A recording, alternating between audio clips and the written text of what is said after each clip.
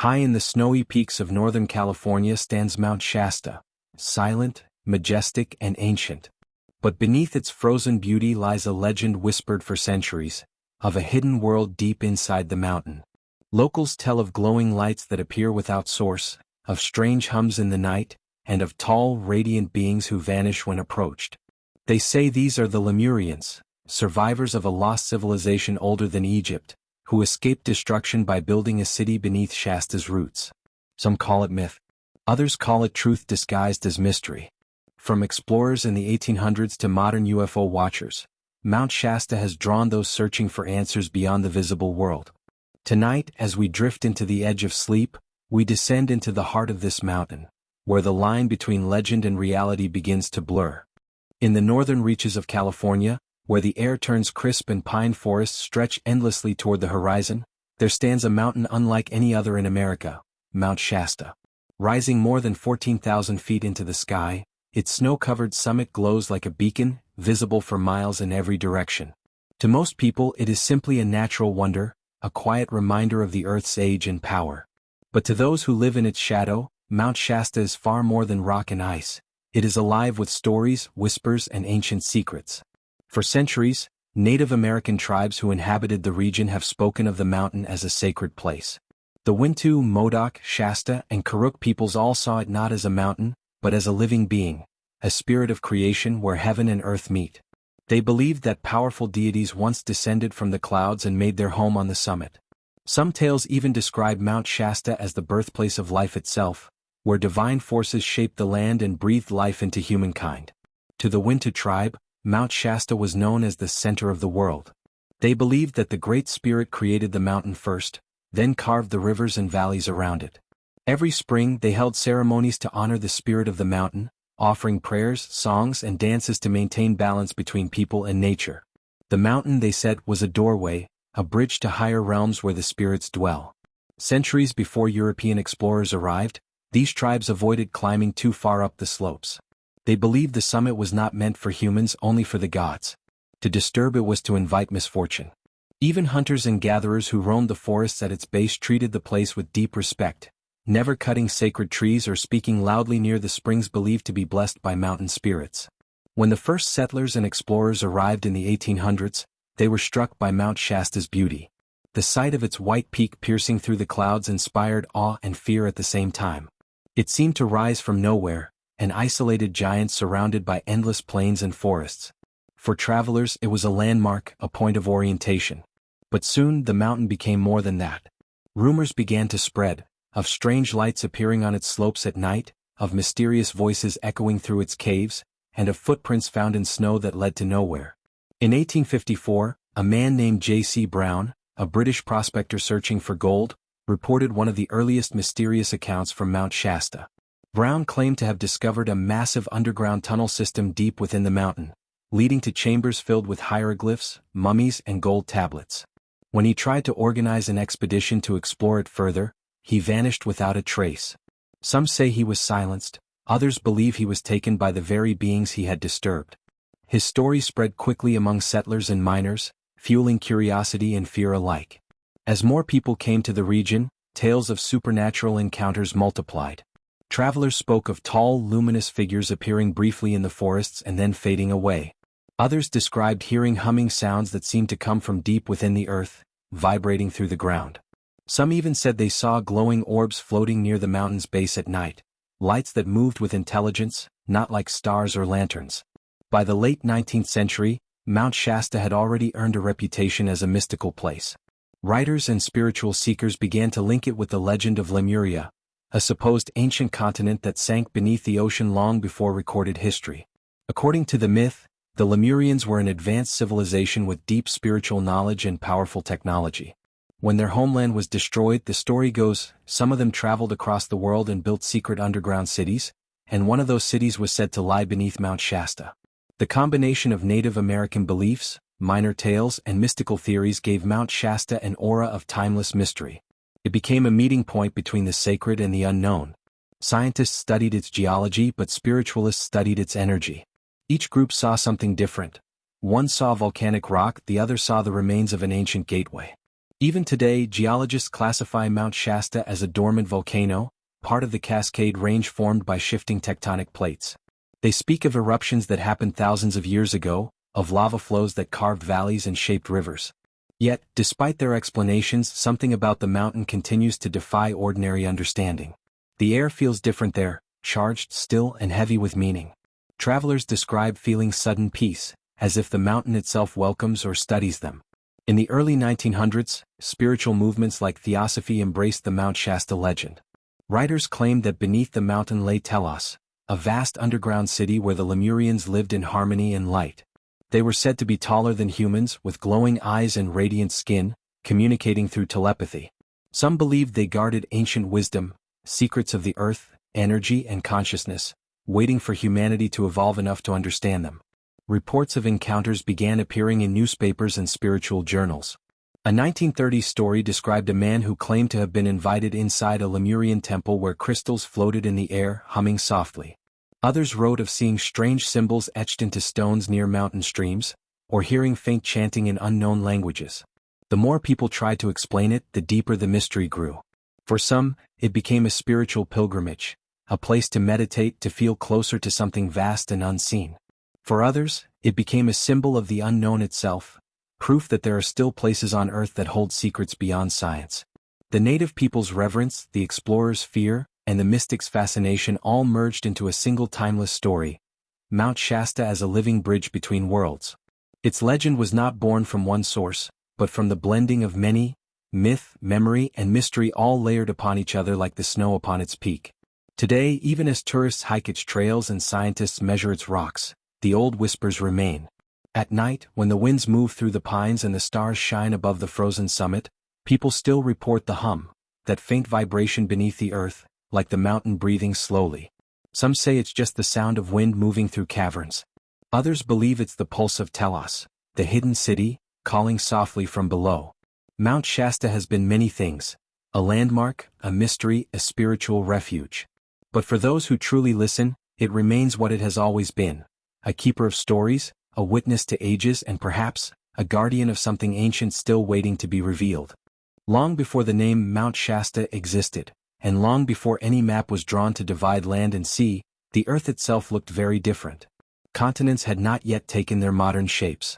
Vast islands, now lost to time, once stood where deep oceans roll today. Among these, legends speak of one, a great land called Lemuria. According to those ancient stories, Lemuria was said to lie somewhere in the vast expanse of the Pacific Ocean, a paradise stretching from what is now India to the western shores of the Americas. It was a place of warm sunlight, crystal waters, and people who had mastered both nature and spirit.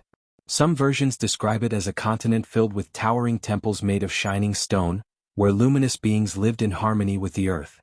To its people, life was not divided between body and soul. They believed both were one, part of the same eternal rhythm. The story of Lemuria doesn't come from one culture alone. Hints of it appear in scattered traditions, in Indian myths about lost lands, in Polynesian legends of sunken islands, and even in early Western theosophical writings. The modern idea of Lemuria first took shape in the 19th century, when scientists were still trying to understand how continents formed and species spread. Some naturalists, puzzled by fossils found across India, Madagascar, and Africa, suggested that a lost continent must have once connected them. They called it Lemuria. Over time, spiritual thinkers like Helena Blavatsky and later mystics gave that idea new life, no longer as a geological theory, but as a forgotten civilization of extraordinary wisdom. They described the Lemurians as tall, graceful beings, not quite human as we are now, but earlier forms of humanity, more in touch with cosmic forces. They were said to communicate telepathically, to live in peace, and to draw energy directly from the earth. Their technology, if it can even be called that, was based not on metal or fire, but on vibration, light, and the harmonies of the planet itself. They were gardeners of the earth, tending its energy lines and maintaining its balance. But as with all great civilizations, something changed. Legends tell that Lemuria's fall began when the people grew divided between two paths, one of spiritual harmony and one of material desire. The balance they had guarded for millennia began to break. The earth itself seemed to react. Volcanoes erupted, oceans trembled, and storms swept across the land. Some say the Lemurians foresaw the coming disaster. They gathered their knowledge, encoded it in crystals and tablets, and began to prepare for a new beginning elsewhere. Then came the cataclysm. The seas rose without warning. Entire cities disappeared beneath waves. The sky turned black with ash and the sun dimmed for days. Continents cracked and mountains sank into the ocean. In a matter of generations, Lemuria vanished, swallowed by the deep. All that remained were fragments, coral peaks, island chains, and faint memories passed down in myth. Some survivors, the stories say, sailed east, toward the rising sun. Guided by intuition and memory, they followed ancient lines of energy that ran across the planet, the same lines known today as ley lines. Those energy currents, invisible but powerful, were said to connect all sacred sites of the earth. The Lemurians followed them, seeking a place where the planet's vibrations still resonated with their own. They crossed vast waters and unknown lands, until they reached a towering mountain unlike any they had seen, a place of stillness, of light, and of deep power. This, the stories claim, was Mount Shasta. To the Lemurians, the mountain was not merely a refuge but a promise, a place where the earth's life force still flowed pure and strong. Its snow-capped peak reflected the heavens, while its roots reached deep into the molten heart of the planet. They felt it hum beneath their feet, alive and aware. And so, beneath its slopes, they began anew. The Lemurians were said to have built their city beneath the mountain, a place called Telos. According to legend, Telos was constructed within massive caverns connected by tunnels illuminated by natural light. Its walls shimmered with crystals that glowed softly, fed by the earth's energy. The air was clean, the water pure, and the inhabitants lived in peace, far from the noise of the surface world. They carried with them the wisdom of Lemuria, knowledge of healing, of spiritual balance, and of connection to the universe itself. Many of these ideas found their way into Western mysticism during the early 20th century. Writers and seekers described Lemuria as humanity's forgotten origin, a time when humans were closer to nature and divinity. They suggested that the fall of Lemuria was not only a physical event but a spiritual one, a loss of inner harmony that echoed through human history. Mount Shasta then became more than a mountain. It became a symbol of that lost unity. Even within Native American traditions, echoes of this theme can be found. Though the tribes of California had their own ancient stories long before Lemuria entered Western imagination, some of those tales speak of sky people or beings from beneath the mountain who taught humanity about fire, water, and the cycles of life. Whether coincidence or convergence, these stories resonated with the Lemurian myth, blending the old and the new into a shared mystery. Modern researchers often dismiss Lemuria as a myth born from 19th-century speculation. Geologists point out that no evidence supports a lost continent in the Pacific, and historians classify Lemurian tales as esoteric fiction. Yet, despite the skepticism, the legend endures, not because of scientific proof but because of the longing it represents. The idea of Lemuria speaks to something deep in the human soul, the memory of a time when we were still connected to the earth, to each other, and to the unseen forces around us. In Mount Shasta's quiet presence, that memory feels almost tangible. Visitors often describe a strange familiarity, a sense of déjà vu as if they have been there before. Some claim to hear faint music carried on the wind, or feel warmth radiating from the ground even in snow. Others speak of dreams that come alive at the mountain's base, dreams of glowing temples, vast oceans, and cities of light. To believers, these are not dreams at all but memories, traces of Lemuria awakening within the human heart. As time passed, the idea of Lemuria took root in spiritual movements across the world. Theosophists saw it as the third great age of humanity, followed by Atlantis and then our modern world. Each era, they said, carried lessons about consciousness, and the Lemurians were the keepers of the first, purest wisdom. In that light, Mount Shasta became more than geography. It became a link between eras, the last outpost of an ancient golden age. Some writers claimed that the Lemurians beneath Mount Shasta still live, immortal in their spiritual evolution. They have no need for war, hunger, or material possessions. They communicate through thought, travel through energy, and watch humanity's progress with patience. Occasionally, when the time is right, they reveal themselves, appearing as gentle teachers or mysterious strangers who vanish without trace. In the 1930s, a man named Guy Ballard claimed to have met such a being while hiking on Mount Shasta. In his account, published in a series of books called the I Am Discourses, Ballard described meeting an ascended master named Saint Germain, who taught him about divine energy and the hidden history of the earth. For believers, this encounter confirmed that Mount Shasta was not just the home of Lemurians but a gateway to higher dimensions of existence. Through these stories, the line between history and myth faded even further. Lemuria's disappearance was no longer seen as an end, but as a transformation.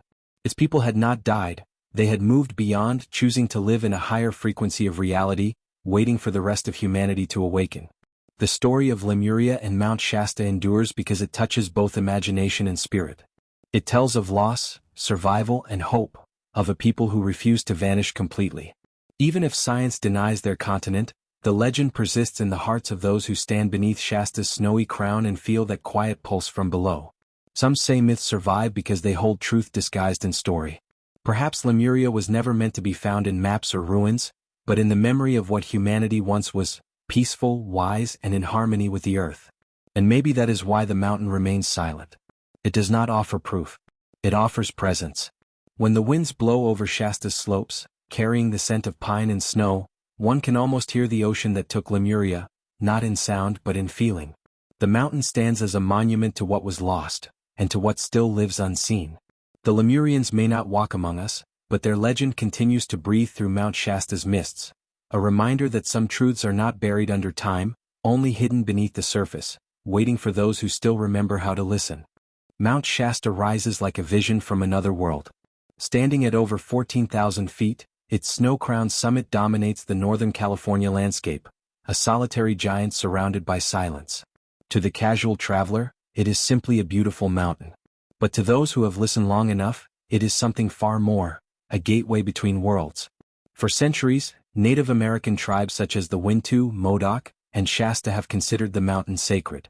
They tell of ancient beings dwelling inside it, spirits of creation, guardians of the world, and teachers of balance. In these stories, the mountain is alive. It breathes, it dreams, and it speaks, though only to those who come with respect.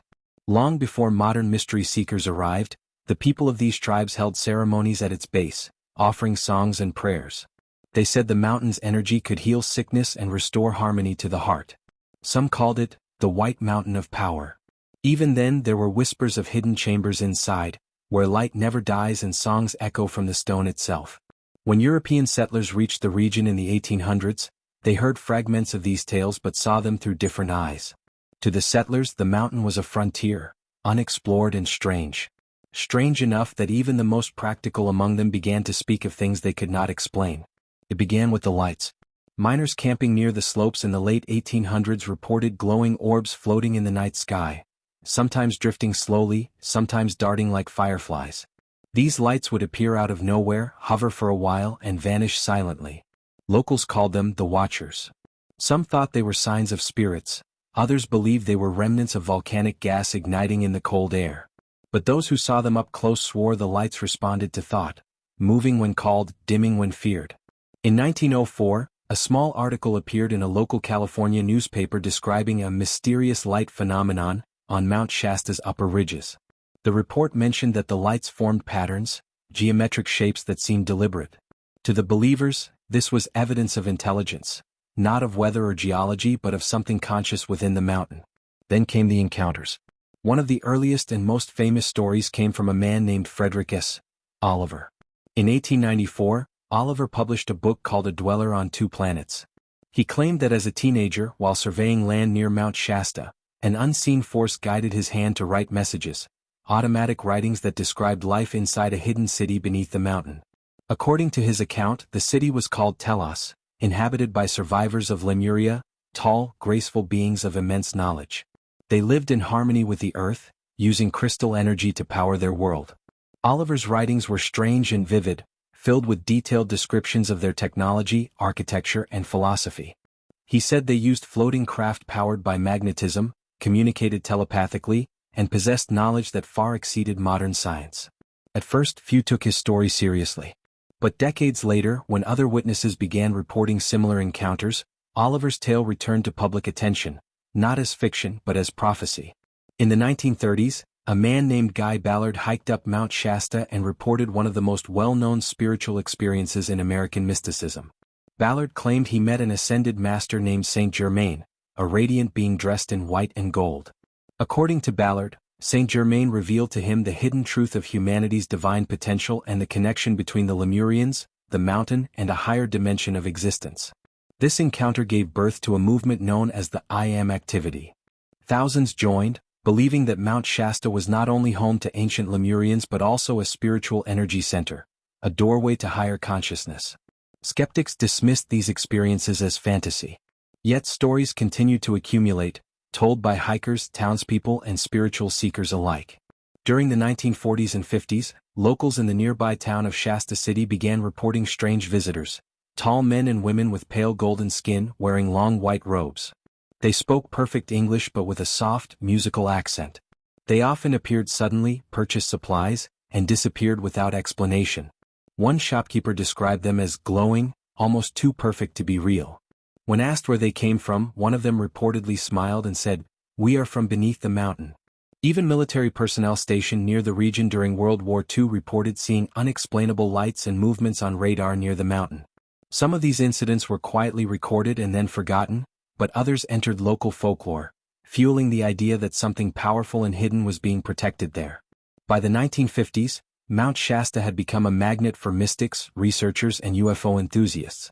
Some believed it was one of Earth's great energy vortices, where interdimensional portals opened. Others thought it housed alien bases connected to Lemurian survivors. Pilgrims from around the world arrived, drawn by dreams, visions, or the faint sense of being called. Among the most intriguing reports are those involving direct encounters beneath the mountain, not just on its surface. In the 1960s, a man named Richard Shaver claimed he discovered tunnels beneath the mountain that led into vast subterranean spaces inhabited by ancient beings. He described hearing their voices through the rock, low metallic sounds that resonated in his bones rather than his ears. Shaver's claims merged science fiction and mysticism, inspiring what became known as the Shaver Mystery, a series of publications suggesting that remnants of pre-human races still lived underground, influencing humanity from below. While most considered his work imaginative, others found eerie similarities between Shaver's tunnels and the descriptions of Telos from Oliver's earlier writings. Both spoke of light-emitting walls, magnetic vehicles, and beings who could appear or disappear at will. Then there are the hikers who speak of disappearing paths, trails that seem solid one moment and fade into mist the next. Some tell of hearing faint chanting deep in the forest, or seeing figures in white robes standing among the trees, only to vanish when approached. A few even claim to have seen entrances, perfectly carved doorways in rock, that dissolve into stone when touched. Whether these are illusions of fog and light or something beyond comprehension, no one can say. But each story adds another thread to the tapestry of Mount Shasta's mystery. In modern times, even with satellites, geological surveys, and constant tourism, no explanation has erased the legends. In fact, the mystery has only deepened. Visitors frequently report sudden shifts in mood or energy while near the mountain, feelings of peace, dizziness, or warmth even in snow. Electronic equipment sometimes malfunctions without reason.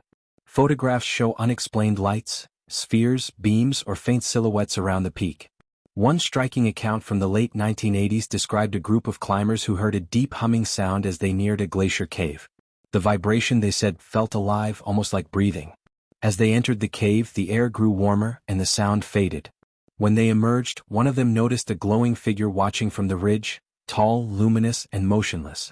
When they tried to approach, the figure simply faded into the mountain's shadow.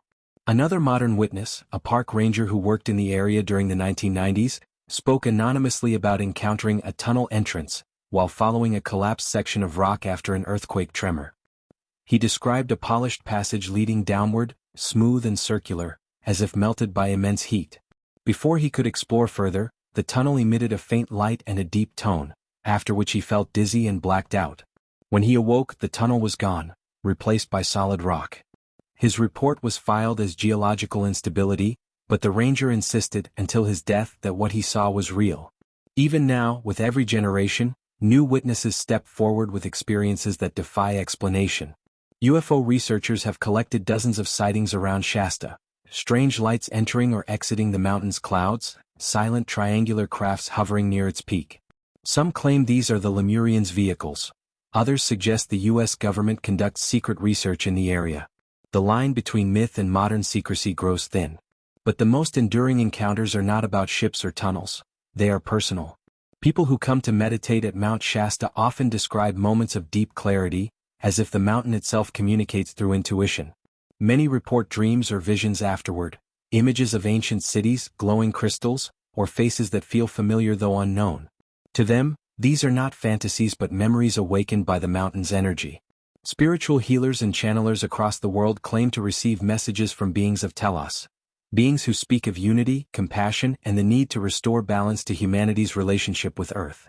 They say the Lemurians have not disappeared. They simply live in a dimension just beyond our perception, guiding quietly from within the mountain's heart. Whether these voices come from an external realm or from the depths of human consciousness, their message remains the same: to remember, to listen, and to awaken to the unseen. For those who have stood before Mount Shasta at sunrise, it is easy to understand why such stories endure. The air hums with stillness, and the mountain's white crown catches the first golden light of day like a beacon. It feels ancient, wise, and aware, as though it watches those who look upon it. The encounters, whether physical or spiritual, share a common thread: transformation. Few leave the mountain unchanged. Some find peace, others find purpose, and a few are left with questions that haunt them for the rest of their lives. Science may one day explain the lights, the sounds, and the illusions, but perhaps it never will. Perhaps Mount Shasta's mystery lies not in what is hidden beneath its slopes, but in what it awakens within those who seek it. In the quiet of night, when the stars reflect on its icy peaks, some still claim to see faint glows moving through the snow, like lanterns of an ancient people who never truly left. Maybe the Lemurians are not gone. Maybe they are waiting, beneath the mountain, within the earth, or in the unseen corners of our own forgotten memory. Mount Shasta stands in silence, patient as always, and those who listen carefully enough might still hear the echo of voices, whispering from beneath the stone, across centuries, calling softly, "We are still here." At the heart of Mount Shasta's endless snow and rock, legend says there lies a city, one not built by human hands and not meant to be seen by ordinary eyes. Its name drifts through whispers, books, and dreams alike: Telos. For those who believe, Telos is not simply a story. It is the living memory of Lemuria, a civilization that refused extinction and chose instead to descend beneath the earth, preserving its light for a world that had forgotten its own. The story of Telos begins where Lemuria ends. When their continent sank beneath the waves thousands of years ago, a small group of Lemurians survived by retreating deep into the crust of the earth. Guided by intuition, or perhaps by a force beyond comprehension, they followed the planet's magnetic currents until they found a place unlike any other: a natural chamber beneath a sacred mountain in what would later be called California. There they built anew. The name they gave their refuge was Telos, meaning communication with spirit, or union with purpose. From that sanctuary, the Lemurians were said to have watched humanity's long history unfold, quietly, patiently, waiting for the day when the surface world would be ready to listen again. According to legend, Telos is not a cave or a tunnel system, but a vast subterranean world, an underground city illuminated not by flame, but by light that seems to breathe. Its walls shimmer with soft blue crystals. The air is warm, fresh, and filled with a faint, sweet scent, as though the mountain itself exhales life. Descriptions gathered from supposed contactees and mystics paint an extraordinary picture. Telos, they say, is built in 5 levels, each serving a distinct purpose, from daily life to spiritual evolution. The first level is where most of the population lives. Homes of soft white stone line luminous streets, surrounded by gardens that never wilt. There are no factories, no pollution, no noise, only calm order and the sound of water running through crystalline channels. Food is grown through advanced hydroponic and energetic systems that draw vitality directly from the Earth's magnetic field. Every person contributes to the harmony of the whole. The second level holds centers of learning and technology. Here, knowledge from Lemuria's golden age is preserved, sciences long forgotten by the surface world. The Lemurians are said to have mastered energy conversion through crystals, teleportation through vibrational fields, and even the ability to communicate instantly across dimensions. To them, technology and spirituality are not separate but one and the same, tools for deepening connection rather than domination. The third level is home to the governing council of Telos, led by a being known as High Priest Adama, a name that appears in many modern channeled writings. Adama is described as tall, radiant, with eyes that seem to hold centuries of kindness. Under his guidance, Telos is said to follow a system of balance.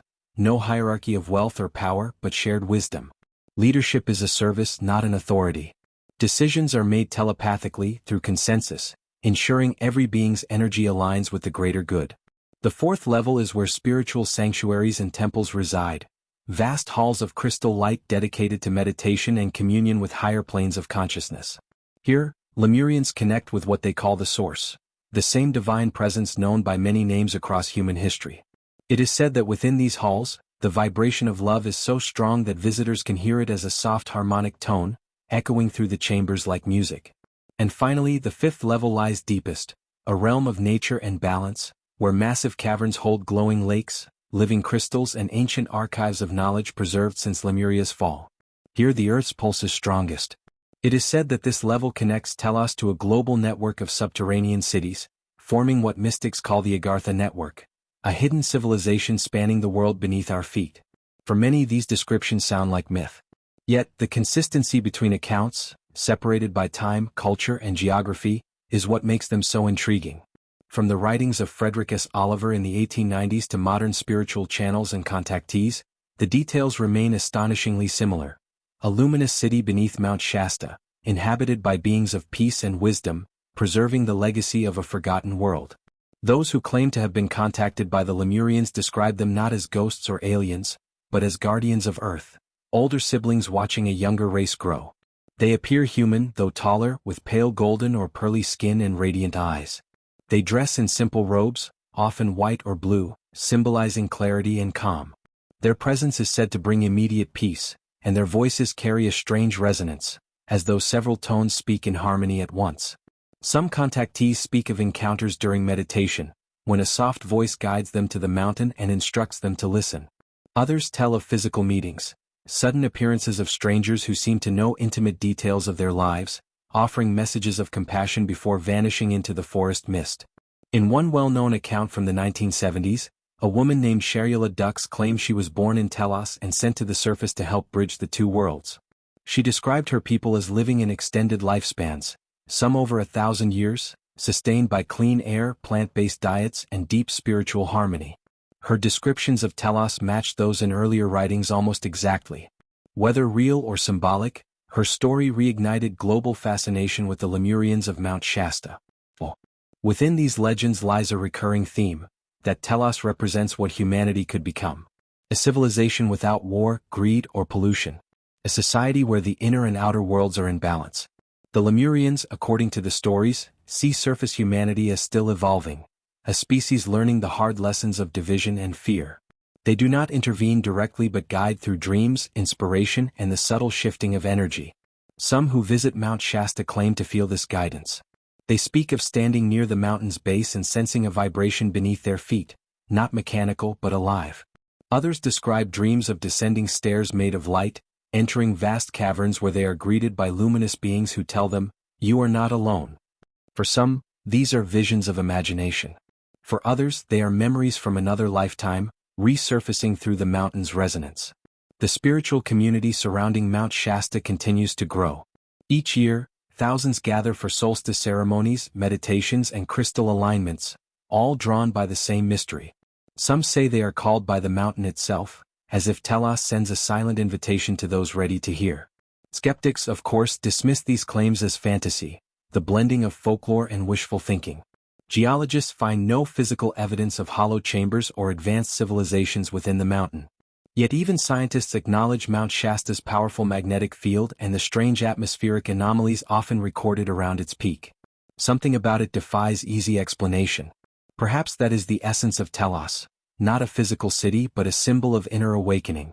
To many spiritual teachers, Telos represents the human soul's hidden potential, a place of light beneath the layers of fear and chaos. Just as the mountain hides its secrets deep within, so too do we carry unseen worlds inside us. But to those who believe literally, Telos is very real, a living, breathing society waiting for reunion. They speak of a coming age, a reconnection when the veil between surface and inner earth will lift. When humanity will finally be ready to meet the Lemurians again, not as myths but as equals. There are also darker variations of the legend, stories of explorers who sought Telos and never returned, or of vibrations so intense that equipment malfunctioned near supposed entrances. Some accounts describe seeing faint doorways glowing in the rock, or hearing voices echoing through empty valleys. But even these stories carry no malice. They serve as reminders that not all mysteries are meant to be forced open. Mount Shasta remains both silent and watchful, its snow shining under the stars like a crown of light. Whether Telos lies beneath it as a city of crystal or within us as a dream of peace, its story continues to grow generation after generation. Writers, mystics, and seekers from around the world still travel to its slopes, drawn by something they cannot name. Some return changed with renewed clarity or peace. Others leave confused but strangely comforted, as though touched by something vast and unseen. Perhaps that is the greatest power of Telos, not proof but presence. The city's existence may never be confirmed, yet its idea has inspired countless people to believe in harmony, compassion, and the possibility of a better world. For in the end, every civilization, real or imagined, begins with belief. Lemuria may have vanished beneath the ocean, but Telos endures, hidden beneath a mountain that refuses to be ordinary. Maybe the Lemurians are still there, walking silently through luminous halls, tending gardens of crystal light, listening to the heartbeat of the earth. Or maybe they dwell within the quiet corners of human consciousness, whispering reminders of what we once were, and what we can be again. Either way, Mount Shasta stands eternal, a bridge between worlds seen and unseen. And somewhere deep within its ancient stone, the lights of Telos may still glow, patient, peaceful, and waiting for the world above to finally remember its forgotten brothers and sisters. Long before satellites mapped the earth and explorers claimed every corner of the globe, stories spoke of another world, one hidden beneath our feet. A world not of darkness and stone, but of light, wisdom, and ancient power. Its name, whispered through centuries of myth, is Agartha, the fabled network of subterranean civilizations said to stretch beneath continents and oceans, connecting sacred sites across the planet. To believers, Mount Shasta's Telos is not alone. It is but one gateway in a vast system, a network of radiant cities joined by glowing tunnels, existing beyond the limits of human awareness. Together, they form what mystics call the Agartha network, the inner earth realm, home to advanced beings who have guided humanity from the shadows since time immemorial. The origins of the Agartha legend are difficult to trace, for it appears in cultures across the world, each with its own name, yet always describing the same idea. In Tibet, it is known as Shambhala, the hidden kingdom of enlightened masters. In India, ancient texts like the Puranas speak of Patala, a world beneath the surface filled with divine beings and luminous palaces. Among Native American traditions, stories tell of ancestors who retreated underground after a great catastrophe, emerging only when the earth was ready again. Even in medieval Europe, mystics such as the alchemist Saint Yves d'Alvedra wrote of Agartha, a subterranean civilization of immense wisdom, guided by spiritual laws and unseen masters who preserve balance on earth. According to these teachings, the rulers of Agartha communicate telepathically with select individuals on the surface, sages, inventors, and leaders, subtly steering humanity's evolution while remaining hidden from sight. What connects all these legends is a single theme: that beneath the chaos of the surface world lies a higher order, ancient and harmonious, a world that never fell from grace. Those who believe in the Agartha network describe it as an intricate web of vast, interconnected cities. Each city is said to serve a unique purpose, yet all are united in a common goal: the preservation of knowledge, peace, and planetary balance. Telos, beneath Mount Shasta, is considered the Western Gate, a point of spiritual entry for North America. Far across the Pacific, another great city is said to exist beneath the Himalayas, known as Shambhala, the spiritual heart of Agartha. Legends claim that a vast tunnel system, some natural and others artificially created, links these cities together, running through South America, beneath the deserts of Egypt, under the oceans, and even below the frozen lands of Antarctica. These tunnels, described as veins of light, are said to carry an energetic current that connects not just the cities, but the very consciousness of the planet. The structure of Agartha, according to esoteric teachings, mirrors the spiritual hierarchy of the cosmos. At its center is the inner sun, a radiant core of pure energy that sustains life within the earth. Around it, like orbiting planets, lie the main cities: Telos, Shambhala, Pazid, Rama, Shansh, and others less known but equally ancient. Each city holds a particular vibration, a frequency representing compassion, wisdom, healing, or creation. Shambhala, the hidden heart. Among all the cities of Agartha, none is as revered as Shambhala. In Tibetan Buddhism, it is described as a paradise of enlightened beings, accessible only to those of pure heart and awakened mind. It is said that from Shambhala's crystal palaces, a radiant king watches over humanity, not to rule but to guide. According to ancient texts, the teachings of Kalachakra, the wheel of time, originated from Shambhala. Some lamas claim that this sacred knowledge was passed to the surface to prepare humankind for a future time of great change, when the material world would lose its balance. At that moment, the forces of darkness would rise, and Shambhala's warriors of light would emerge once again to restore harmony. In modern interpretations, Shambhala represents the inner spiritual realm, the place within us where enlightenment resides. Yet many mystics maintain that it is also a physical city, hidden beneath the Himalayan range, its golden domes and crystal towers glowing like stars beneath the mountains. Posit and the Atlantean legacy. If Telos preserves the legacy of Lemuria, then Posit is said to be the last remnant of Atlantis, the other great lost civilization of Earth's prehistory. Posit allegedly lies beneath the region of Mato Grosso in Brazil or near the Bermuda Triangle, depending on the source. It is described as a technological marvel, a city of light where Atlantean scientists and spiritual masters continue their work in harmony with nature. The legends claim that after Atlantis sank, a portion of its people retreated underground, much like the Lemurians, joining the Agarthan network through ancient energy channels. In this way, the two great civilizations that vanished from the surface, Atlantis and Lemuria, are said to live on beneath the earth, not as ghosts of the past, but as the guardians of humanity's future. The Great Network of Light. The supposed tunnels that connect these hidden cities are not mere passages of rock and soil. Those who claim to have seen them describe radiant corridors, smooth, rounded walls that emit a gentle blue glow. Some accounts suggest the tunnels are made of a crystalline material, pulsating with energy, almost alive. Travel within them is said to be instant, not through physical movement but through the manipulation of vibrational frequency. Agarthans, according to legend, move through these tunnels by shifting their energetic resonance, appearing and disappearing in flashes of light. Their transportation, like their communication, is not mechanical but consciousness-based. Many researchers of the 20th century, from theosophists to modern New Age thinkers, saw this as symbolic of higher consciousness rather than literal technology. They believed that the Agartha network represents the interconnectedness of all human souls, the shared inner light that binds humanity across space and time. Encounters and evidence. While the Agartha network is often treated as myth, there are numerous accounts that blur the line between legend and experience. In 1947, the famous explorer Admiral Richard E. Byrd claimed to have flown over the North Pole and entered an unknown land with green valleys and advanced inhabitants. Though his story remains controversial, it fueled the idea that openings to inner Earth might exist at the poles. Similarly, in the Andes, explorers have reported discovering enormous cave systems extending for miles, with smooth walls and signs of ancient construction. In Asia, stories of monks disappearing into secret tunnels beneath monasteries persist to this day. Even Mount Shasta continues to attract visitors who report strange lights, humming vibrations and unexplained sightings, all believed to be connected to the Agarthan pathways below.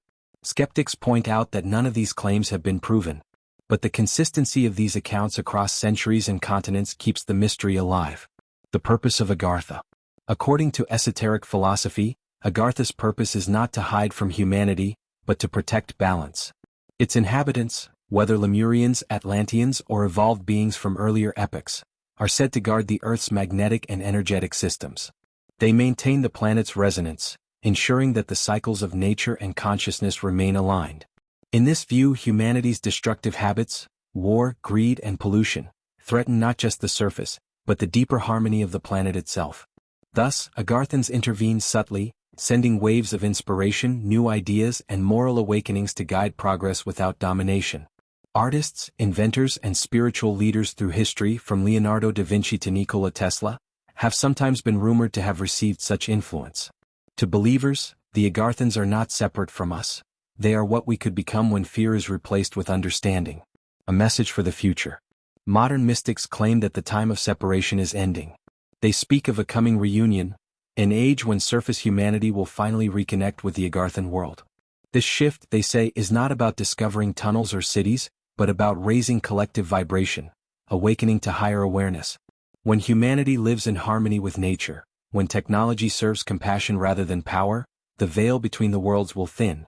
Then the gates of Agartha will open, not as a spectacle but as a quiet homecoming. In this symbolic sense, Agartha represents the collective soul of Earth, the inner light beneath all the chaos, the part of humanity that never lost its purity. It is a reminder that beneath every storm there is calm, beneath every civilization's decay, there lies renewal. The hidden cities may or may not exist in physical stone, but the ideals they stand for, unity, peace, and wisdom, remain real and necessary. Perhaps the true entrance to Agartha has never been under a mountain or within a cavern, but within the heart of every being who dares to believe in something greater. Mount Shasta, Shambhala, and all the other sacred mountains of earth share one message: that there are still mysteries deeper than we know, and that the greatest ones are not in the sky above, but in the ground beneath and the spirit within. The Agartha network, whether a physical realm or a vast spiritual metaphor, continues to whisper across time. Look within. The world you seek is already here. Every civilization that has ever risen on earth carries echoes of something older, fragments of wisdom that seem to appear long before their time. From the precise mathematics of ancient Egypt to the celestial maps of the Maya, humanity has always looked to the stars with knowledge it should not yet possess. For centuries, mystics have asked the same question: where did it come from? Some say these sparks of brilliance were not accidents of evolution, but gifts, left behind by unseen hands guiding humanity from the shadows. Hands belonging to those known as the Guardians, the secret keepers of ancient wisdom, said to dwell within the hidden realms of Agartha. The keepers beneath the earth. According to esoteric teachings, the Guardians are the spiritual stewards of the planet, beings who protect the knowledge of civilizations long vanished. They are said to exist in the deepest sanctuaries of the Agarthan network, within crystal halls beneath Shambhala, Telos, and other hidden cities that few have ever glimpsed. Their task is not to rule but to preserve.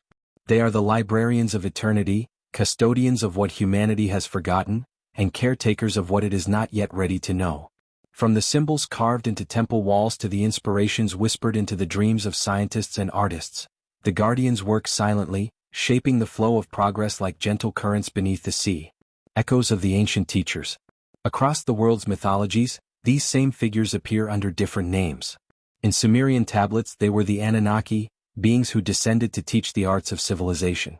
In Egypt they were the Netters, divine intelligences who brought writing, astronomy, and architecture. Among the Greeks they were the Titans and Hyperboreans, beings of radiant energy who guided humankind in its earliest days. The Tibetan Lamas speak of bodhisattvas of the inner earth, who have renounced ascension to remain and aid humanity through cycles of darkness. To indigenous American traditions, they are the star ancestors, ancient teachers who promised to return when the world was ready to remember. Though their names differ, the essence remains the same. They are the unseen mentors, the keepers of a light older than recorded time. The Temple of Archives.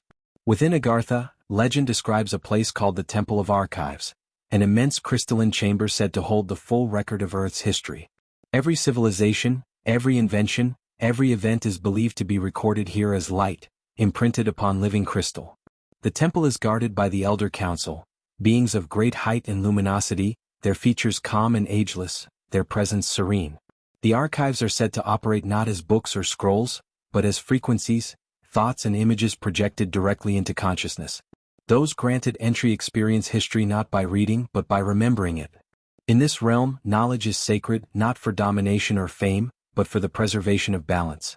Every time humanity approaches a new threshold, nuclear energy, artificial intelligence, genetic manipulation, it is said that the Guardians observe quietly, waiting to see if we are ready for what comes next.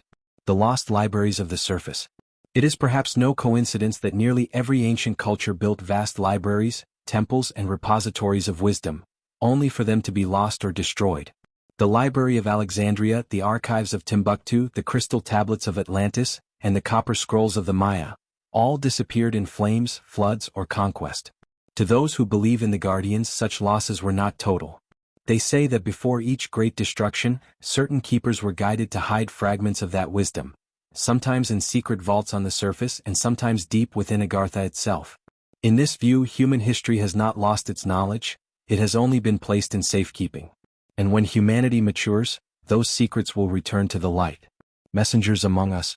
Throughout the ages there have been individuals who claim to receive guidance from higher sources, not through religion or superstition but through direct inner contact. Inventors like Nikola Tesla, visionaries like Leonardo da Vinci, and philosophers like Helena Blavatsky all spoke of sudden inspirations that seemed to come from beyond themselves. Theosophical writings describe these sources as the masters of wisdom, physical or etheric beings residing within Shambhala and Telos, transmitting ideas telepathically to receptive minds. They are said to choose individuals whose intentions align with balance, peace, and progress, people capable of transforming inspiration into tangible benefit for humanity. The Guardians, therefore, are not only beneath the ground. They are among us, working through those who listen. Tests of wisdom. The legends also warn that not all who seek the hidden knowledge are ready for it. Power without compassion leads to ruin, and history has proven this truth many times. The Atlanteans, for example, were said to have misused the very energies that sustained their civilization, bringing about their own destruction. For this reason, the Guardians conceal what humanity is not yet wise enough to wield. Their silence is not punishment, it is protection. They know that knowledge, when given too soon, can destroy rather than uplift. This belief reflects a universal principle. True enlightenment cannot be taken, it must be earned through understanding, humility, and harmony with all life. Symbols and signs. Many esoteric traditions claim that the Guardians leave subtle symbols throughout the world as reminders of their presence. The all-seeing eye, the radiant sun within a triangle, the spiral, and the lotus, each said to represent the inner light of consciousness and the continuity of wisdom. Even the geometric designs found in ancient temples and cathedrals often reflect patterns that align with sacred mathematics, hints of a universal language left behind for those with eyes to see. In Mount Shasta, visitors sometimes report encountering glowing symbols on rocks or within dreams, geometric shapes that pulse like living light. Those who have experienced them describe a deep calm, a sense that the mountain itself is communicating. Perhaps these are echoes of the same ancient system, reminders that the keepers are still watching, still guiding, still teaching through silence. The Great Awakening. Many spiritual thinkers today believe that the Guardians are preparing for a new phase in humanity's evolution, what some call the Great Awakening. In this view, the veil between the surface and inner worlds is thinning. Dreams, intuitions, and creative impulses are increasing globally, as if the hidden libraries are once again whispering through the collective mind. The purpose of this awakening is not to reveal underground cities or glowing beings, but to awaken the same light within every human. The Guardian's ultimate message, it is said, is simple. You are the keepers now.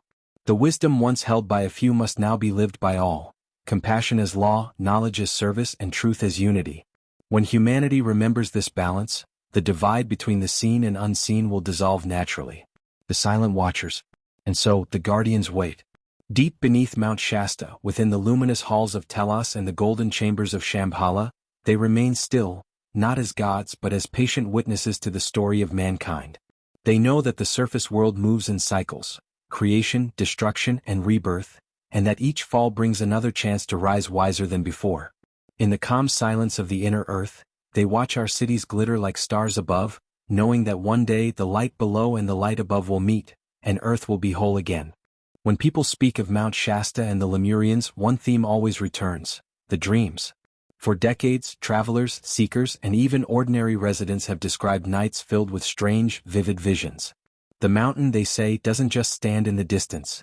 It speaks in silence, weaving images into the fabric of sleep. It begins quietly. A soft hum beneath the consciousness, like a vibration that moves through the bones rather than the air. Those who have camped near Shasta often wake before dawn, feeling as though they've been somewhere else, a place bathed in golden light, where tall beings move through crystalline halls. Many write their dreams down, and the similarities are haunting. They dream of luminous cities, of soft choral voices calling their names, of a door opening beneath the snow. For some, these dreams mark the beginning of an awakening. They describe sensing messages, not in words but in feelings. A pull toward compassion, understanding, and harmony with the earth. Some awaken with sudden insight into ancient knowledge they've never studied, sketching symbols they don't consciously recognize. Researchers and skeptics have called this pattern Mount Shasta syndrome, linking it to suggestion and folklore. Yet those who've experienced it insist the energy feels real, ancient, intelligent, and aware. One of the most documented patterns began in the 1970s. Visitors from all over America began reporting nearly identical visions of a radiant city beneath the mountain, glowing white and gold. In their dreams, they saw themselves walking through vast corridors, greeted by beings who seemed familiar, almost familial. These figures spoke without speaking, transferring ideas and streams of light rather than sound. The message was always one of balance, a reminder that human civilization had forgotten its connection to the earth. Over the years, people have come to see these dreams as guidance from the Lemurians themselves. In Lemurian philosophy, sleep is not a pause in consciousness, it's a bridge. They believed that the spirit travels freely when the body rests, moving through layers of existence unseen during waking life. The mountain, according to believers, amplifies this connection.